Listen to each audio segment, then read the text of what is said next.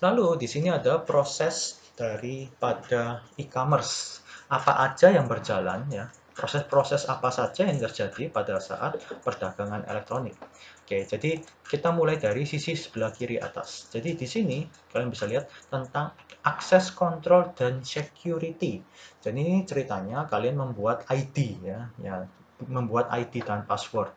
Ya, jadi di sini bisa dibilang karena ini perdagangan elektronik, kita tidak saling tatap muka, kita harus membuat ini mutual trust ya, saling percaya dalam hal ini ya, dan aman. Nah, dalam hal ini kalian diminta untuk membuat ID supaya ID kalian tercatat dan proses-proses transaksi kalian semua tercatat di dalam database perusahaan. Ya, jadi di sini untuk membentuk ini sebenarnya mutual trust, saling yakin, ya, saling percaya. Nah, di sini kalian bisa punya ID sendiri, ya, bisa membuat mengakses apa saja dan lain-lain. Jadi ini di sisi customer. Jadi bisa dibilang di sebelah sini, sebelah kiri ini adalah sisi customer, walaupun ini juga untuk customer juga, ya. Tapi nanti akan saya jelaskan. Lalu yang kedua, tentang profiling and personalization. Jadi kalau kalian bisa tahu, kalau kalian sering belanja di Tokopedia atau Shopee, ketika kalian sudah selesai belanja satu produk, nah nanti ketika kalian buka lagi Tokopedia-nya, dia akan memberikan pilihan-pilihan ya, yang sejenis dengan item yang sebelumnya kalian beli. Jadi ini ceritanya, ini adalah teknologi dari artificial intelligence di mana mereka merekam ya kebiasaan kalian dalam melakukan transaksi. Nah, jadi di sini ceritanya profiling proses untuk mendapatkan data ya atas ini kebiasaan dan pilihan-pilihan kalian. Ya, jadi nanti akan terlihat, oh customer ini punya karakteristik dan juga preferensi yang seperti ini. Ya. Jadi di sini nanti kalian bisa mendapatkan produk-produk rekomendasi dan juga ini ada juga iklan-iklan yang mungkin kalian butuhkan. Ya, jadi di sini proses dari e-commerce-nya mereka akan membentuk profile, namanya profiling, ya, mendata kalian tuh customer yang seperti apa. Dan mereka e-commerce akan memberikan suggestion ke kalian untuk mungkin kalian membutuhkan item tersebut. Nah, ini sangat luar biasa untuk dari sisi marketingnya juga. Lalu search management ini simple seperti kalian untuk mencari sesuatu ya, yang ada di kolom search itu, kalian tinggal ngetik ya, tinggal diketik lalu kalian bisa mendapatkan banyak referensi produk-produk yang ingin kalian beli. Lalu content management di sini sudah masuk di tahap internal perusahaan, terutama di bagian IS Information System Professional. Ya, jadi mereka yang mengembangkan ya dan juga mengupdate data-data di website tersebut ya, karena setiap harinya selalu banyak sekali data yang harus diupdate. Lalu berikutnya adalah katalognya ya. Jadi di sini adalah daftar-daftar dari produk-produk tersebut.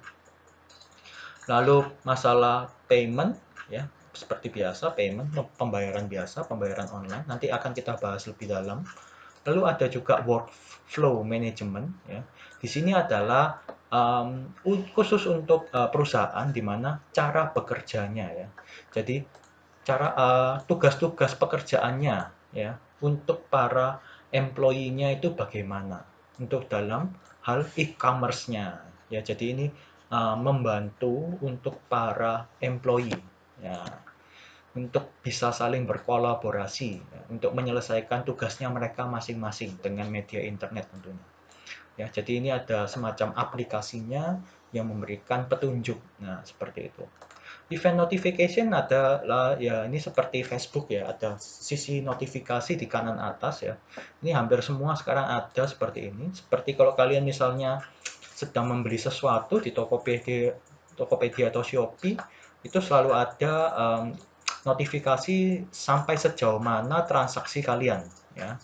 Oh, transaksi baru mau di packing. Oh, transaksi sudah dikirim. Nah, itu setiap tahapnya akan timbul notifikasi ya. Jadi ceritanya event notification ini ceritanya adalah proses untuk merekam semua proses e-commerce dan merekamnya Ya.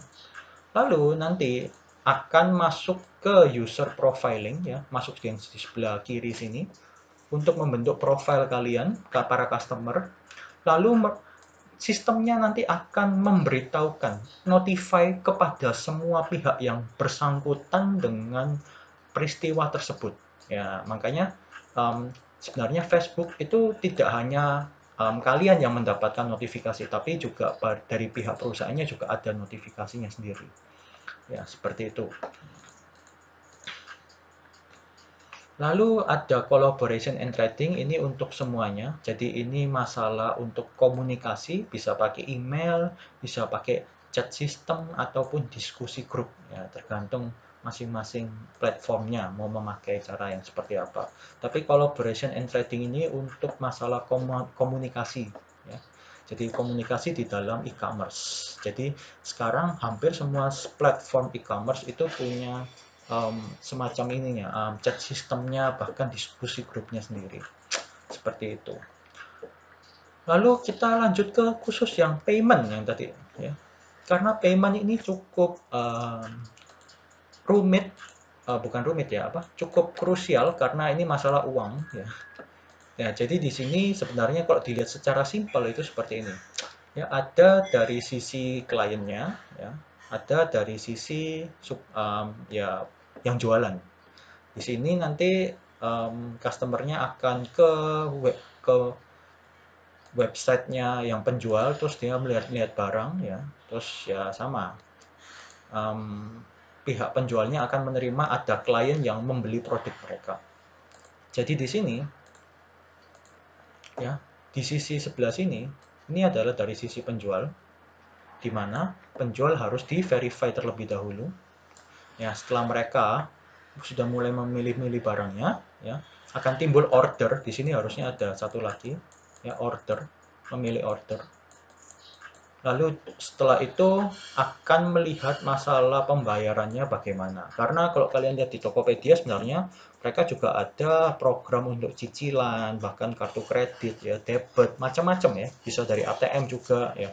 Mereka memilih, ya, cara paymentnya bagaimana. Setelah itu mereka akan memilih, mereka akan melakukan pembayaran atau tidak, atau menolak pembayaran.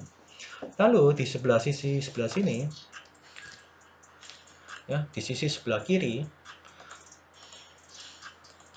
ini adalah dari sisi merchantnya atau pedagang atau yang menjual, penjualnya, ya. Jadi mereka akan mendapatkan notifikasi dari ada klien yang beli barangnya. Jadi biasa kita verify dulu merchantnya seperti semacam login, ya, login. Nah, lalu nanti kita lihat ternyata ada notifikasi berupa ini permintaan, ya, menerima adanya order. Setelah itu ya diproses. Terus mereka juga melihat ternyata customer-nya sudah bayar, ya, receive payment. Terus baru kita confirm order seperti itu. Nah, ini semua itu semuanya masuk masalah payment ini, ya. Ini semuanya masuk di server payment. Jadi bukan di servernya penjual, tapi payment, ya. Jadi sekali lagi pembayaran itu punya servernya sendiri. Makanya ini diatur sama undang-undang juga. Tidak sembarang platform, ya, seperti kalau kalian bisa lihat Tokopedia sendiri memakai OVO, ya. Kalau kalian masih ingat dulu itu Tokopedia itu ada yang namanya Toko Cash. Tapi sekarang tidak ada karena apa? Karena tidak terverifikasi sebagai tempat untuk pembayarannya secara resmi. Nah, sedangkan kalau Gojek sudah bisa um, punya platform untuk payment servernya sendiri, ya. Makanya mereka bisa mempertahankan GoPay-nya mereka. Ya, di sini, ya. Jadi payment itu punya servernya sendiri. Nah, karena apa? Karena hubungannya ada banyak. Cara-cara membayar sendiri itu ada banyak sekali, ya. Bisa memakai credit card, bisa mungkin debit card, ya, mungkin ada yang lain-lainnya juga, ya, macam-macam sekarang. Nah, jadi kalau kalian lihat sebelah sini, oke. Nah, ini ada 3 istilah dalam hal pembayaran, yaitu pertama adalah electronic fund transfer, Kalau ini yang biasanya kita lakukan, ya, ini hal yang basic yaitu tinggal transfer antar bank, ya. Jadi electronic payment systemnya ini dalam hal perbankan, ya. Jadi tinggal transfer langsung, transfer dari rekening BCA ke Mandiri, transfer dari rekening BCA ke rekening BCA. Jadi ini adalah sistem transfer biasa, namanya adalah electronic funds transfer atau EFT.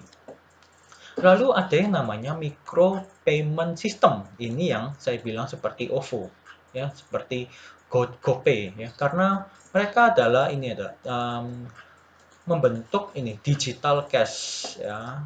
Kita bisa bilang e-cash, ya, seperti e-money itu. Ya, di sini hanya perlu enkripsi yang simple saja, yaitu biasanya kalian memasukkan PIN, ya, PIN daripada kode e-cash kalian. Nah, itu namanya, jadi namanya micro payment system. Mereka membentuk uang sendiri, uang digitalnya mereka sendiri, ya, atau e-cash. Jadi kalian top up, ya, top up ke GoPay, top up ke OVO. Nah, sebenarnya itu semua adalah micro payment system. Lalu ada yang namanya secure electronic payment. Nah, di sini lebih kompleks karena ada campur tangan dari pihak ketiga. Ya, jadi tidak cuma antara customer sama merchant, tapi ada pihak ketiga yaitu bank. Ya, kalau bisa dilihat, jadi ini ada dua lapis enkripsi. Kalau dilihat sih seperti ini. Ya, jadi seperti ini. Ini ada customer, ya, dia lagi, ya, beli, ya, rasanya ini voucher Steam, ya, untuk mainan-mainan di Steam. Nah, di sini ketika mereka mau melakukan pembayaran dengan kartu kredit, nah, payment-nya itu akan melalui ke bank dulu. Jadi bank ini adalah pihak ketiganya. Setelah itu, ketika sudah terverifikasi, pihak banknya ini akan memberitahukan kembali ke server Steam bahwa payment-nya sudah terverifikasi. Lalu nanti akan masuk ke akun daripada merchant-nya, ya. Pemberitahuan kalau payment-nya itu sudah terverifikasi, lalu nanti pembayarannya akan masuk ke banknya pedagang itu, merchant-nya. Jadi di sini ada lapisan enkripsi tambahan, di mana ketika customer-nya bayar, dia akan enkripsi di sini, dan ketika akan diverifikasi kartu kredit, dia akan enkripsi di sini lagi. Enkripsi itu seperti kata sandi, ya, memasukkan kode dan semacam itu. Ya, jadi double layer ceritanya, seperti itu.